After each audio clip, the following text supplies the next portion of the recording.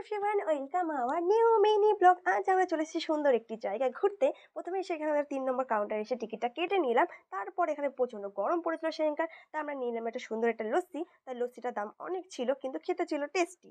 এখানে ভিউটা দেখতে দেখতে আমরা লস্যিটা খেয়ে নিলাম, তারপর এখানে একটু ঘুরে নিলাম। ঘুরে নেওয়ার পরে 6টা বাজতে না বাজতে আমরা চলে গেলাম। 6টা বাজার আগে একটু আমরা ভিতরে চলে গেলাম, আমরা কাটিয়ে নিয়ে ভিতরে ঢুকে গেলাম। সেখানকার ভিউটা যেন অসাধারণ ছিল, ভিউটা অসাম ছিল, কি বলবো তোমাদের, এতটা সুন্দর ভিউ ছিল। তারপর যেতে যেতে গেল আমার জুতোটা খুলে, ভাগ্যিস যায়নি ছিঁড়ে, তাহলে পড়তাম আমরা অনেক বড় বিপদে। তো এখানে এসে কি বলবো তোমাদের, অসাধারণ লাগছে।